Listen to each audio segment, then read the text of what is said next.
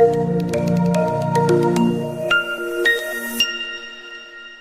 welcome to the Navigating Neurodiversity podcast. I'm Vivien, licensed psychologist, and today I have an educational therapist with me to talk about gaming and dyslexia intervention. So welcome, Shaun. So Shaun Low is the founder of Swords and Stationery, the world's first educational therapy program for dyslexics that directly integrates games into its curriculum. All right, so very happy to have Shaun here with us today, and congratulations on your new role as a father. You want to tell our viewers a bit how has it been so far as a new dad? It's fun. It's fun. Different from the last 35 years of my life. Okay, But it's okay. interesting. Yeah, so I hear you've been bringing her to work and, having her basically watch you, and, your students are also playing with her as well. Yeah, so she's basically the mascot of our center. Wonderful. Yes. So Shaun, I thought for a start maybe to tell us a bit about yourself, like what sparked this interest, what got you onto the path of becoming an educational therapist? Actually, to be honest, right, the realest answer is that I needed a job at the time. Mm. Yeah, but I've heard about dyslexia even when I was in uni. So at the time when I was looking for a job, having left my previous job as a reporter, I saw that they had this ad on the papers where the Dyslexia Association was hiring. So they were actually looking for an operations executive. And then I thought, why not just go and check out their website, see what they actually have to offer. There might be other positions. And then true enough, they were actually hiring for educational therapists as well. They basically offered training and everything. And I've always, even though my university major was in economics, I've always had an interest in psychology. So I thought it was cool, to get to be a therapist, right? And then you get to play with the kids and all that. I thought it would be quite rewarding and very different, So when I actually joined the DS, I didn't realize that being an educational therapist entailed being a teacher. And that was actually the last thing I wanted to be. Yeah. So you only found out after you had joined or during the interview, and at which point do you find out that you were going to become like a teacher? I think it was midway through the interview, and then I realized, so I'm going to be teaching phonics to a class of up to 4, but I decided, okay, you know what, let's just give it a shot anyway, right? And because when I joined, I had some very wonderful mentors, and the training itself was quite well done. It was very rigorous. Plus, I think I was fortunate in the sense that I was one of those trainees where I didn't actually get a lot of students at the start. I had a small group of about 2 classes. Yeah. So I actually had a lot of creative freedom. And the children were very sweet. I realized that when I was teaching my first batch of students, they were different from what I had expected out of the job. They were really appreciative, and just talking to them, teaching them, opened my eyes to the possibilities that there could be so much more done for this group of students who tend to get sidelined in the mainstream education system. And I decided to, go for a more creative angle with them. I tried a lot of things that were not done by the other teachers at the DAS. And then because of that, and I saw results, right? It opened my eyes to many more possibilities. And so after that, I continued to explore different options that I could try out in class with the next batch of students. Right. So that's actually what led me to start Swords and Stationery eventually as well. Right, I see. Yeah. Okay, that's so interesting. So I thought maybe for the benefit of our viewers who may not be so familiar with the term educational therapy, maybe you can share with us a bit about like what is it exactly and how does it differ from maybe the typical tuition classes that we're more familiar with. So I get asked a lot by potential clients, how am I different from tuition, right? And I think the short answer would be regular tuition just focuses on building academics for students, Yeah. right?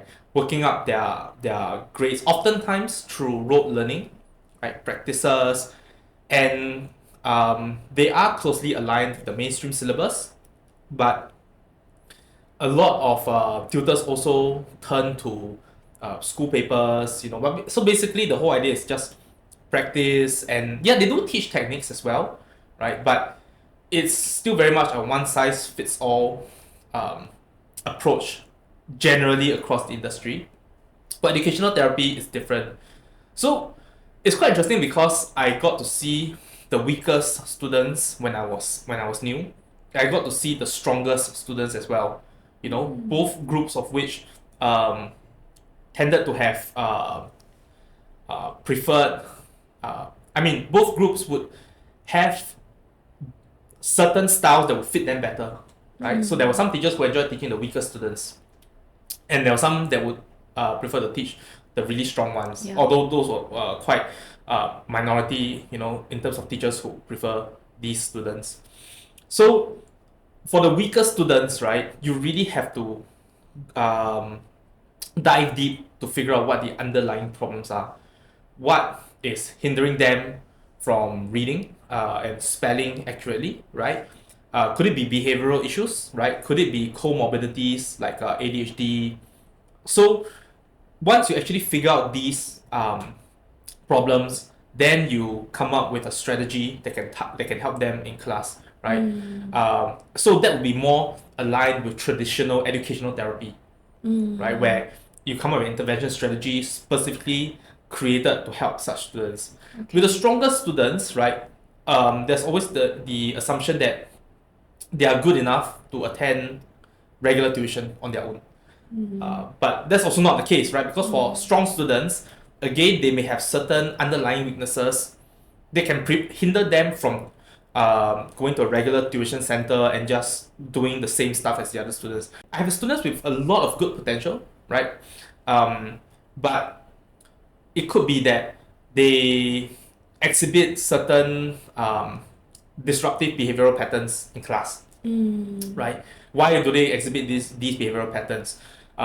Could be because of family backgrounds, and in such cases, you will have to go and address how they perceive the way they are dealing with their problems, right? You can tell them that this is not healthy, but actually you can do it. You have shown that you are a strong reader, you're a strong speller, So again, these students, you cannot just put them through the motion, right? You can't just use normal tuition because they will not benefit, as much as say the neurotypical students or students without any baggage. So with educational therapy, there is a broader focus. You are targeting academics as well, right? You of course you want to make sure that they do as best as they can in school, but what else is slowing them down? So we have to develop what I call an eagle eye, right, in order to be able to see what is underlying their learning their learning issues. Right. Okay. Yeah. So in a way, more like there's a lot more individualization. Of course, we're just generalizing, across that in general, in educational therapy, it's about really understanding the child's profile, Correct. maybe of strengths, Yeah. weaknesses, what are the barriers for them, and then really targeting those as well. Would you say the majority of the students that you work with are students with dyslexia? Yeah. Okay. Yeah. Okay. But of course, they come with other comorbidities like ADHD. Yeah, that's right. Okay, great. Yeah. So going into the topic, which is the use of games in dyslexia intervention, like what gave you this idea? You mentioned a little bit about, when you first started, you wanted to be creative Yeah. and you had maybe fewer students and that really allowed you to exercise some creativity. Correct. Yeah. So tell us a bit about that journey. Like where do you get these ideas from? Like was there something that sparked your interest or From a young age, I've always had a very keen interest in reading, right? And I like to explore new stories, whether it's through books as a medium or through film, right? So I've always been very curious about myself as I grew older, what it was that made me so interested in storytelling, right, and stories in general. And I realized that it was my exposure to games, because I've been gaming since I was 3, right? Introduced by 3 years old or probably 3? no 3 years old, 3 years old. Yeah, Okay. but I had a cousin whom I respected a lot lah. He was the one who introduced games to me, so I played a lot of those old school games, role playing games, What shooters. game were you playing at 3 years old? 3 years I'm old. really curious if you recall. I was playing this old, I can't remember the company's name, but the game's title was IndyCar Racing. At the time, during the early 90s and late 80s, they had a lot of simulation games, right? So I was very into all these kinds of simulation games like racing games, shooters. Yeah. Right. Then as I got older, I played like first person shooters, role playing games. So a lot of these games, like the role playing games especially, they had very good storytelling in woven into the design. Yes. And for me, that's how I actually developed a large part of my vocabulary and my understanding of how to craft a cohesive narrative. So when I look at the kids, especially for the Gen Z and Gen Alpha, right, I realize that a lot of them don't have that same level of exposure because when it comes to mobile gaming, you do not have the same kind of creative input that you would have in some of the old school games. Yeah. So I wanted to transfer that interest in the students, And when I got my first batch of students, I also realized that they were very creative minded, and a lot of them, it's not as if they didn't enjoy stories, but they were held back by their literacy ability. So I thought to myself, what if I could fix the issues, get them to be able to read and spell independently first, or at least to a manageable extent. Then after that, I introduce, we go more into academic side, but I will incorporate games into it. I'll tie the games into the learning because that's how I learned through the games. See, I would play the games, I would read the words that they use, right? The vocabulary, I would absorb it and then I would apply it. Yeah, so I trialed it with one of the classes back in 2014. It was an older class. I went for the horror angle because they were older, and it worked very well. They surprisingly, that class, there were 2 girls and 2 guys, and surprisingly the girls were actually more into it than the guys. Because there's always been a stereotype that these games are quite nerdy, they will not be for girls, right? But they were so into it that they were like really looking forward to it every session, but we played it once every month lah. So Sure. Was it an online game, a board game, or like? so it's a pen and paper role playing game. You play it on the table, I but see. similar to Dungeons and Dragons, but instead of rolling dice, we use Jenga blocks. Yeah, so the Jenga block, the game is called Dread. It's a horror game where you can come up with your own narrative. It uses Jenga blocks to simulate the tension. Every time you do a dangerous action, you pull a block lah. Yeah. So through the game, they actually were able to visualize the narrative much more clearly. So if I'm, let's say, teaching them how to craft a personal recount essay, right? I would get them to look at the experience that they had, and then we discuss it, and we'll analyze what were certain things that they missed out when they were recapping it. And I'll just draw that into the lesson. I'll say, so when you guys are doing your writing, you tend to miss out this certain aspect, right? And you were able to see it because you experienced the game and you could actually visualize it. So when you're doing your writing in school, take note of that. Just weave it in. Right. It became quite effective for that batch of students. They were able. I mean, that was still very much a trial period, right? So we weren't able to go full on into techniques and all that, which I've created more of since then lah. But they were able to actually use that as a springboard to go and come up with strategies on their own. during their exams or even just their practices lah. Nice, nice. And I'm also curious about like what obviously it's been effective, with your students, and that's why you have kind of set up your own center and used that same approach and also created a lot more materials and so on. Shaun, I'm also interested in what the research says about the use of games in intervention, because I know that's kind of it's like the new frontier in a way. Even in ADHD intervention, there's a lot of look at how gaming and the use of games can actually help in the area as well. Yeah, so maybe you can share with us like what does the research tell us? So, I mean, I'm sure you're familiar with Dr. Shewitz, right? Like, Sally, yeah, Sally Shewitz. Yeah, she really pioneered the whole idea of how to look at dyslexia, um, how to challenge dyslexia in the sense that you are able to help students become proficient readers, right? So in her research and in the later papers, like there was I can't remember which year exactly, Julia Barnett and I believe Robert Burden, a lot of the research on dyslexia has always talked about motivation, Yeah. right? Because with motivation, whether you're talking about positive or negative, there are a lot of outcomes through that affects the learning process of a student. So if you talk about negative motivation, right, then with that it associates with learned helplessness, for example, right? Perceived loss of locus of control. And then students feel like they are not able to manage themselves, right? They feel like they are perpetually in a spiral where they cannot break out of, right? The students who are more positively motivated, they tend to also feel good about themselves, right?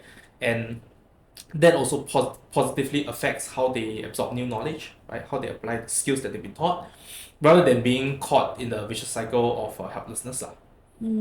So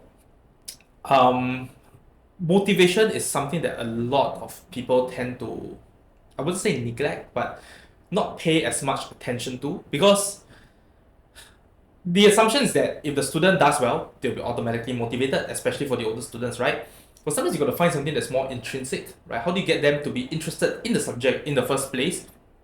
Putting aside the potential achievement of a certain grade, because that's extrinsic, right? Yeah. It may become intrinsic eventually, but what if you can approach it from a different angle? So there has been research over the years for gaming on learning. Dr. Mario Grande di Paolo, he had a research, I think it was about 7 years ago, if I remember correctly. He basically in this paper that he wrote was an accumulation of a lot of different studies that he cited, talking about how role-playing games, tabletop role-playing games, they would affect a lot of different parts of the participants' lives, like less violent tendencies or fewer violent tendencies, right? Behavioral modification, right? And role-playing games, they offer the possibility to learn, which is different from a traditional learning environment, right? So whereas traditionally your environment puts students in a position where they are more they are made to listen more passively, right? With less input from their side. It may be more pressurizing. It is it may not have the same. It's less about fun, or rather, you have to go out of your way to make it fun, but the focus is more on learning, right, and teaching. Compared to that, right, where you have a more simulative setting, which can be achieved through games like role-playing games, you have an environment that's naturally fun, right? It opens up the imagination. Students feel they are put in a less distressing position, and you get to focus more on the holistic nature of learning. So it's not just academics, but other aspects like behavior as well. So through all these research papers that have been done over the years, right? I mean, I would say there can still be more research done, qualitatively especially, but at the fundamentally because of how games work with kids, right? Because most kids, I won't say all, but most kids love games to some degree. Yes. Yeah. And so if that can be woven directly into a learning program, right, that can actually move them towards having a natural interest in that direction. What would a typical lesson look like if the parents were watching? Would they be playing games and then doing work or doing all at the same time? Or maybe just to describe in a bit more concrete way. Okay, so maybe you look at a 4 month, what am I saying? 4 week window. Okay, supposing we're in term 4 lah. So, let's say if it's post examinations, I would do something. Fun first for the whole session. So with the upper primary students, right? One of the things we do for Halloween is we watch Jaws. Great movie. You should watch it. It's fantastic. The students will watch the movie and then I have a short discussion on it. Now then the following lesson we could do vocabulary based on the movie. They'll introduce new words to them. Like I may introduce the word grapple. He was grappling with the boat, right? So having watched the movie, they will actually connect the movie, the scene to that word itself. So they got that visual impression of it. Right. Then we might do something else. We might do like reading comprehension, and reading comprehension can be tied to the movie as well. So one thing interesting is because you actually tie the work to the movie, right? You can drop some spoilers in, like what you're going to do for the following week. So that's actually what I did, or what I've been doing. Because the following week we'll play a Halloween game, right? So this will be a role-playing game. And again, it's full 2 hours. And in the game, it will be a setting that's maybe very similar to Jaws, but the monster flavor might be different. Instead of using a shark, I might be using kraken. So the students will always be like, we've watched the movie, we're all prepared for it. Then boom, you throw them a spanner, in the works, right? And then they're unprepared for it, and then it becomes a very interesting, memorable experience because it's like, a lot of them will comment, oh my gosh, I didn't expect it was a kraken, like it's a giant octopus. And then after that, the following week we have a discussion, right? What did we learn from the game? The two of you were arguing with each other. Why? How do we resolve these conflicts? And then we might do maybe writing practice based on that. So in these 4 weeks, right?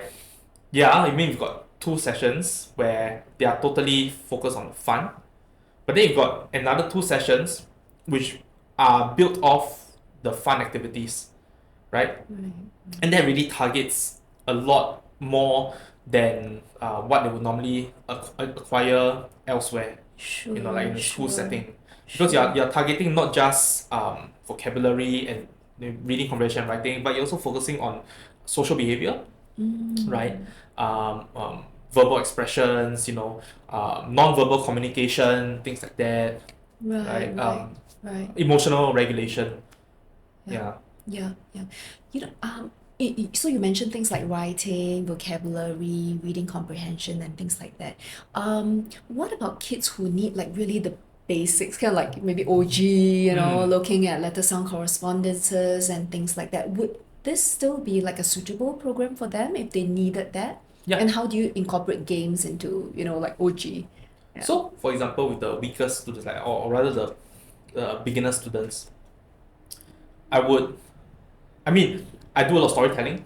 So I would tell them fantasy stories, about how certain letters have certain sounds, right? I use this story called Alphabet Kingdom, where I'll tell them who the king of Albert Kingdom is, which letter is it, right? Who's the queen. So a lot of these concepts, if you look carefully at the way words are structured, the morphology of words, and um, the sequencing of letters, right? You realize that there are certain letters that they follow certain rules, right? And you can use those rules, you twist them right into a story, you give them a spin, and it actually helps students to remember it better. You know how to actually create an angle to help them understand and memorize that in a fun way, right?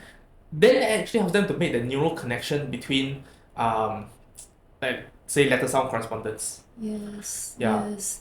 Yeah, because it's quite common, for parents to share, like, yeah, they've learned all these rules, they've gone through the entire program, Yeah. but then they find it really hard to retain that Because knowledge. it's meaningless So, for them. yeah, so what you've done is like to put it in a context, put it in like a fun story, and you find that that helps it to stick Correct. better. Then from there you develop it further. You can ask yourself, what can I do to bridge to create a bridge between the stories that I've had, I've told them, and maybe say certain gaming concepts, because the gaming concepts will branch out to more things that you can do, more activities, right? So from there maybe we can do storytelling, right? We can actually go through fables, very simple fantasy stories, fiction stories, right? And then from there, because you've really piqued their interest in storytelling, because a lot of students, especially the younger ones and the P3s, they don't know that they have actually an innate interest in stories. So for them, they're like, I don't like reading, therefore I don't like stories. But if you can make them understand that, actually, no, you do like stories. It's just that you've never had the right voice telling you how to appreciate them.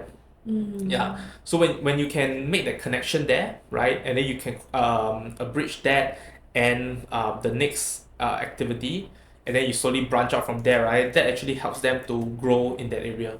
I see, I see. So, Sean, is there a particular profile of students that you think would benefit most from the program that you have at Swords and Stationery, like maybe age range and the kind of challenges they have?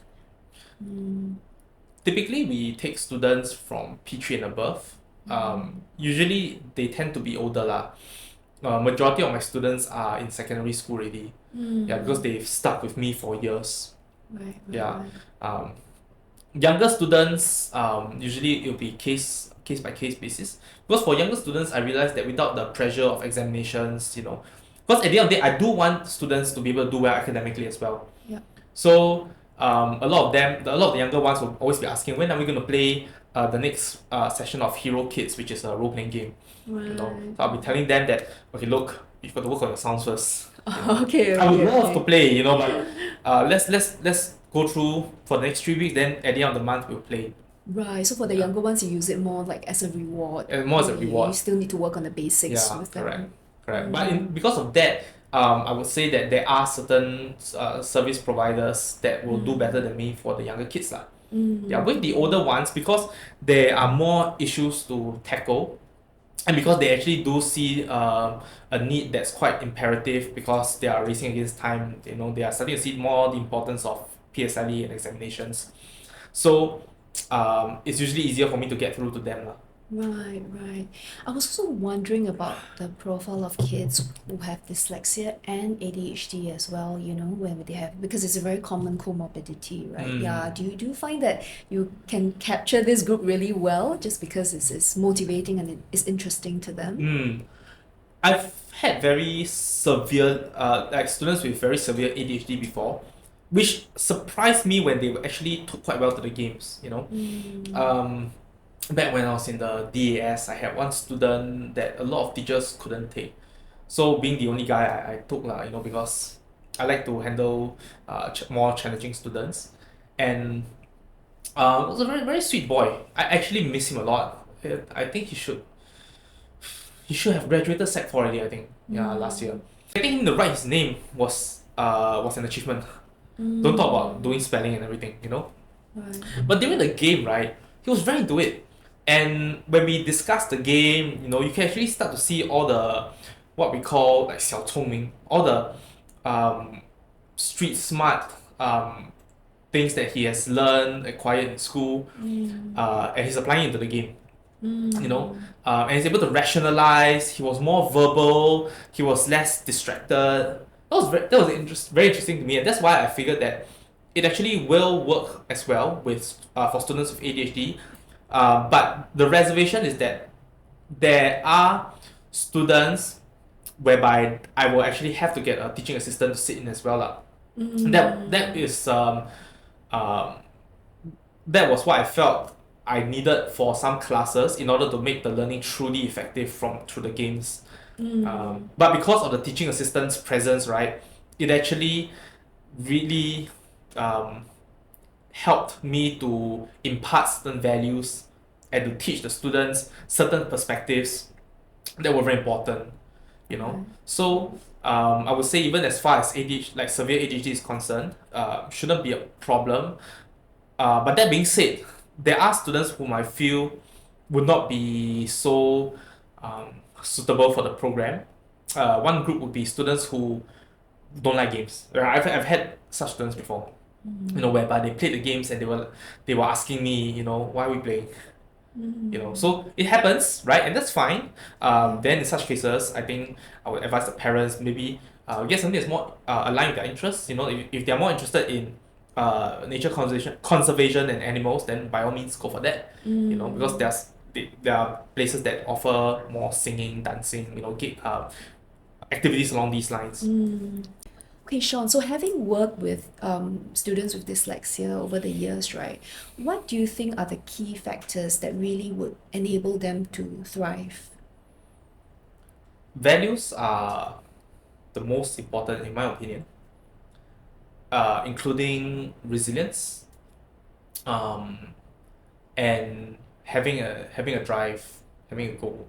Because in such students, I've noticed that they were the ones who performed the best. Not necessarily the best early on, but they were the ones who were able to outperform their peers in secondary school and go beyond expectations of both their parents and their school teachers. Besides that, I would say that students who are more verbal definitely have shown a greater capacity to do well. And I think it may be because students who verbalize well are able to better process the ideas that are presented to them, you know. I'm not sure about the research on this, you know, whether or not more argumentative students they do better. But the ones who have improved the most in reading comprehension, right, are the ones who can actually argue with me in class and try to justify their answers, you know. Whereas the ones who are more passive tend to be the ones that I try to put in more effort towards, because I need to make sure I have to sometimes really check them, like, do you understand it? Yeah, you know? yeah. So it could be because, you know, reading comprehension is such a broad skill. It's not just about just being able to decode the words and so on, but you need those language skills, the higher order reasoning skills and so on as well, right? Yeah. Correct. Yeah, and these really extend to a lot of different facets of life. So the last thing is for students with good social skills, right? I've also noticed that they are the ones who can not necessarily do better academically, but they can actually get by or get through hurdles much more easily. And I mean, naturally, these are usually students who also have good verbal skills, you know. Yeah. But because having good verbal skills does not equate to good social skills, right? If you have both, I've noticed that these students, they can actually make friends more easily, you know. They are able to talk to even adults, like figures of authority, more easily as well. Get help, you know. It's a very indirect connection towards learning, but it definitely, in my observation, plays a part, you know, towards getting success. Yeah, so I feel that a lot of these things that you mentioned, they're also interconnected, like you Mm, pointed out, right? So when we look at the research on resilience, for example, I think one of the key protective factors is the social connections, and probably social skills would play a part in that, in terms of the amount of social support they're able to garner from people correct. around them. Yeah. Yeah. Okay, so to end off our conversation, do you have a message, a key message that you want to share with students with dyslexia or their parents? I think this one goes out more to parents. Mm. It's important to work on your child's strengths, right? But at the same time, it is possible for them to overcome their weaknesses. So I think it's very important to strike a good balance between the strengths and the weaknesses, because you never know when the weaknesses can be turned into strengths. And you might think at first, oh, my child is dyslexic. I I don't think they can succeed in language, right? But there may be a hidden latent potential there, towards doing well in language, which you don't know, which you can't see, right? And if you can be there for your child, be your child's cheerleader, that will actually help your child to discover themselves, get help, right? Get help for your child as well. That will actually help them to discover more, and whatever, how they turn out may actually end up surprising you. Yeah. Yeah, great. Thank you so much, Shaun, and thank you all of you for watching. So we'll link Shaun's website down in the caption below and let us know if you have any further questions. Thank you. Bye-bye. Bye. Ross was telling me, watch out for the burp. Yeah. But I didn't even hear you burp, like that was a burp. Yeah, Ah. that was a burp.